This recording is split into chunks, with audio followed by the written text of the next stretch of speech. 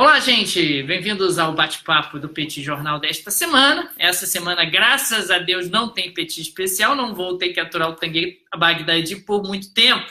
Então, estou aqui eu, Daniel Souza. Aliás, quem não ouviu o Petit especial sobre a Rússia, pode ouvir, né, Tanguy? Já está no ar. Já está no ar. Saiu hoje, meia hora de Petit Jornal. É quase um manacão. Lembra quando a gente saía de férias, tinha um manacão da Turma da Mônica? Não, não é meu tempo, não. Ah, não? Não. Você é mais velho que isso.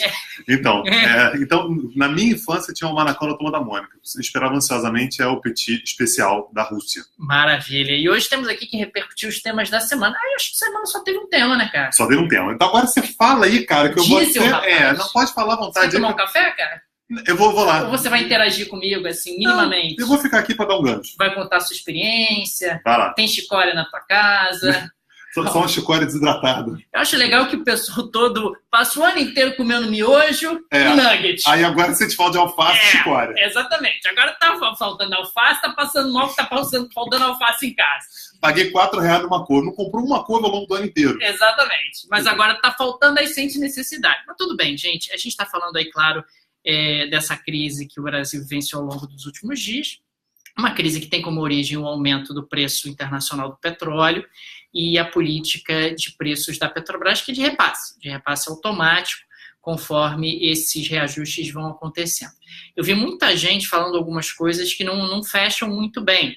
Por exemplo, por que a Petrobras ela tem que repassar? Bom, gente, ela tem que repassar porque a Petrobras importa petróleo e exporta petróleo.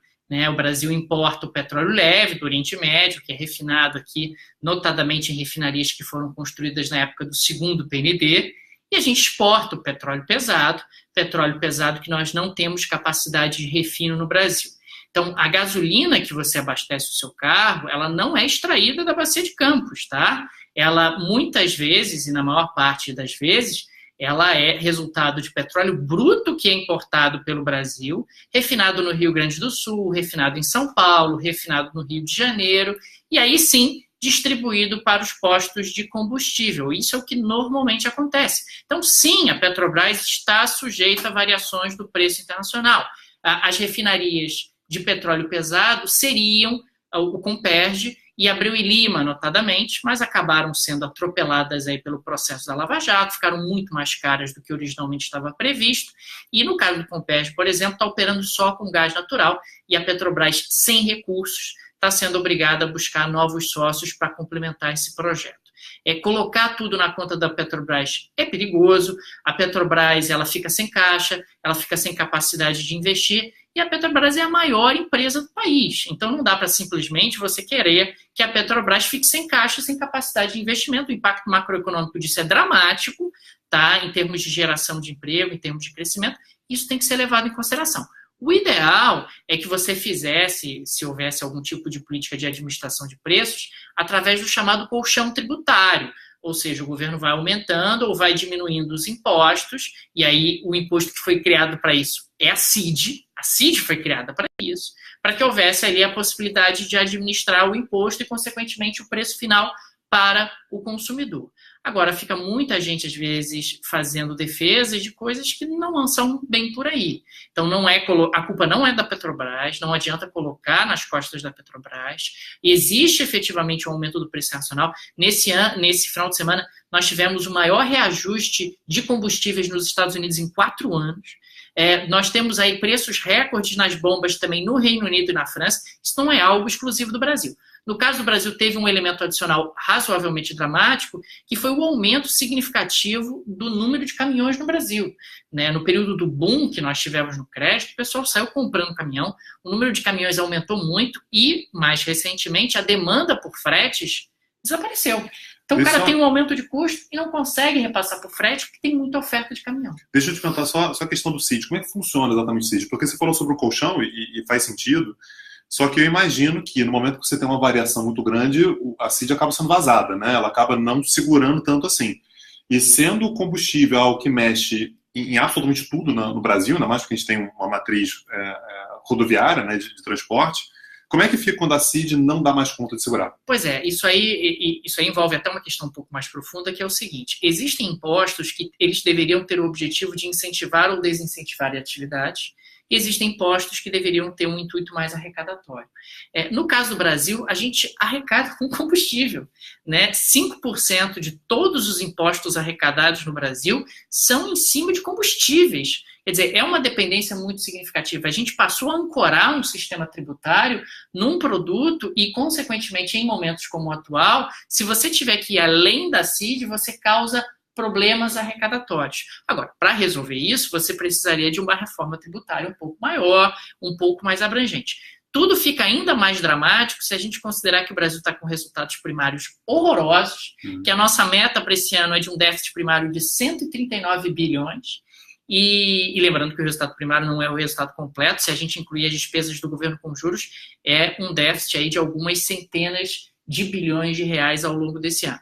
O governo disse, não, a gente teve uma arrecadação extra acima do que a gente estava esperando, então a gente vai usar essa arrecadação extra para cobrir esse subsídio que vai ser dado aos combustíveis, aliás, aos combustíveis não, vai ser dado ao diesel, especificamente ao diesel, e isso também é um problema, porque, num certo sentido, você está incentivando o consumo de diesel no momento em que o diesel está caro, e ao incentivar o consumo de diesel, você também desincentiva a diminuição da dependência em relação ao diesel. Então, são efeitos colaterais que muitas vezes a gente tem que levar em consideração. E o governo ele passou a última semana inteira fazendo todas as concessões possíveis e imagináveis e ainda assim o resultado não foi atingido, né?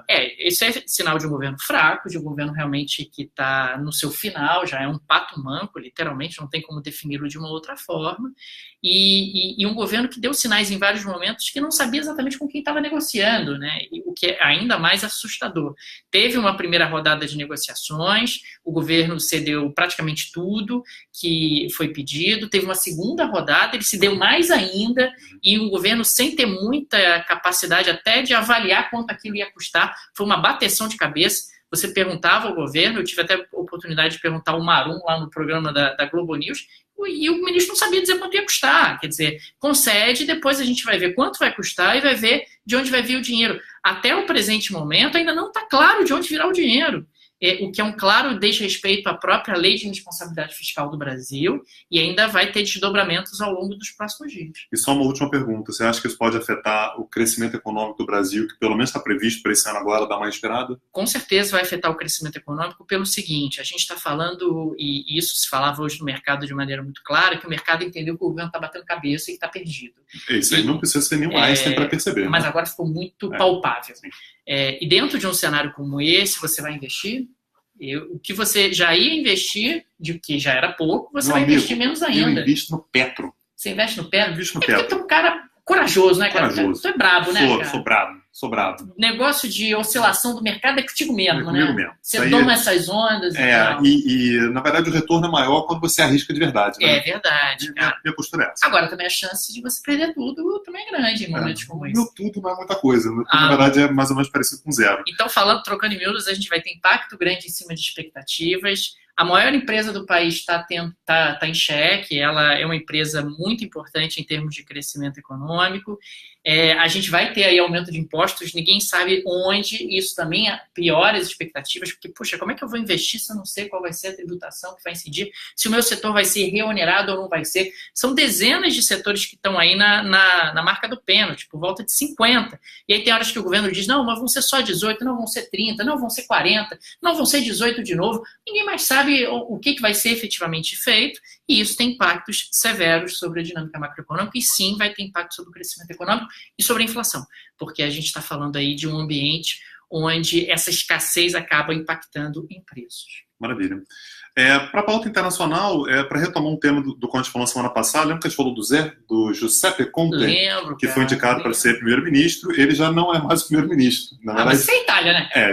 Itália na verdade, assim, quando você vê que a Espanha demorou 10 meses para formar um governo e que a Alemanha demorou 6, não vai ser a Itália que em 3 meses vai formar um governo, né? Não. A Itália é gente como a gente, né, cara? Então, o Giuseppe Conte, ele fez uma proposta de ministério que foi negada pelo presidente, o Sérgio Mattarella, só lembrando, né, o parlamentarista. Como esse presidente? E ele negou foi negado porque o cara que ele indicou para ser o ministro da área econômica é um cara que tem um discurso anti-euro, na verdade anti-euro e anti-União Europeia. Então houve uma preocupação por parte do presidente que isso pudesse levar depende um Italexit, eu não sei agora qual o termo que a gente poderia utilizar, né, da Itália saindo hora da zona do euro, hora da própria União Europeia, aproveitando a longo Brexit. Isso é preocupante mesmo. A gente está falando sobre a quarta maior economia que já saiu, né, que é o Reino Unido, e da terceira maior economia que seria a Itália. Né? Então, assim, são duas economias gigantescas saindo da União Europeia, que seria, de fato, um impacto grande. E agora, falando sério, papel do presidente esse mesmo. Né? Quer dizer, ele tem um papel de estabilidade institucional. Então, se ele considera que um governo pode gerar instabilidade, ele pode usar o seu direito de veto. Né? Agora, você tem que pensar como é que isso funciona daqui para frente, porque não está se vendo muita alternativa a não ser convocar novas eleições. Só que se você convoca novas eleições agora, o resultado vai ser o mesmo. Né? O equilíbrio de força vai ser mais ou menos o mesmo. Então, o presidente resolveu adiar a ideia de novas eleições. Isso deve acontecer no final desse ano ou início do ano que vem. E até lá ele convocou, né, ele nomeou um primeiro-ministro interino, que é um cara que trabalhou durante mais de 20 anos no FMI. É possível isso? Eu não sabia disso. Nem eu, mas é a Itália, mais uma vez. Talvez não fosse possível, eles arrumaram um jeito lá de ser possível. Imagina que tivesse uma previsão. Um cara que trabalhou ao longo de 20 anos no FMI. Aí você imagina, né? Você tem uma coalizão que ganhou as eleições, foi a mais votada, que tem uma pauta abertamente anti-FMI, anti-ONU, anti-União Europeia, anti-Euro, e o presidente vai lá e coloca um cara que é ligado ao FMI, que é tudo que eles não querem. Então é possível que isso, inclusive, reforce a pauta dessa direita nacionalista contra os políticos tradicionais. Então tem que saber como é que vai acontecer, o que vai acontecer na Itália ao longo dos próximos meses. Mas o fato é que a União Europeia está na marca do pênalti. Eu gostei da sugestão do Ramon, podia ser o Citália.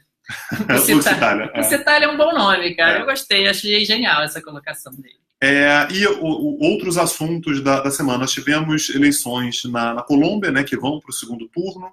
Quem ficou em primeiro lugar foi o Duque. O Duque é um cara que é ligado ao Álvaro Uribe, e que considera que aquele acordo de paz que foi assinado pelo governo colombiano e as Farc foi um erro e que tem que ser revisto. Então, ele fez clara oposição ao governo do Juan Manuel Santos, que é o atual presidente, e ele garante que, se ele for eleito, ele vai ou acabar com o acordo, ou pelo menos rever grande parte dos termos do acordo, principalmente as partes que falam sobre a incorporação das Farc como partido político, um grupo político.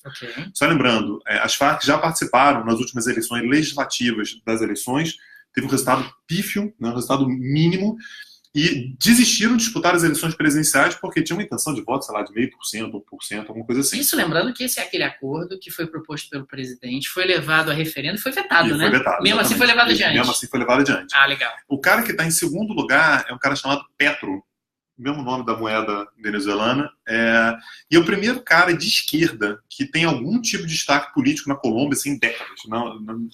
Na Colômbia você tem uma tendência, na verdade, a ter políticos de direita, centro-direita, extrema-direita, direita moderada, mega-direita, mas você não tem muita esquerda, muita participação da esquerda. Tem dado certo aí, né, cara? Tem dado super certo. Tem dado certo aí, né? 60 anos de guerra, mas, ó, tranquilo. 6 milhões de deslocados pela guerra. Entrou também para a OTAN. Até o Temer está tentando entrar na OCDE. Então, vamos combinar que...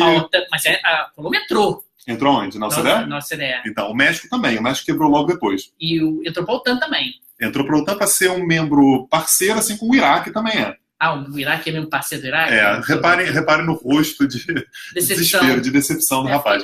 Porque não é, na verdade, a Colômbia não é exatamente membro da OTAN, é chamado um parceiro global. Você vai pegar quem são os parceiros globais, Paquistão, Afeganistão, Iraque. Tudo parceiro global da OTAN. Então a Colômbia é nessa mesma categoria. Então vai para o segundo turno, o Duque, mais uma vez, o cara lá do Álvaro Uribe, com uma claríssima vantagem sobre o Petro. O Petro, em segundo lugar, é o cara que considera que tem que manter o acordo tem pontos positivos. Tem algumas semanas aí, portanto, se não me engano, 2 semanas para o segundo turno das eleições, finalmente.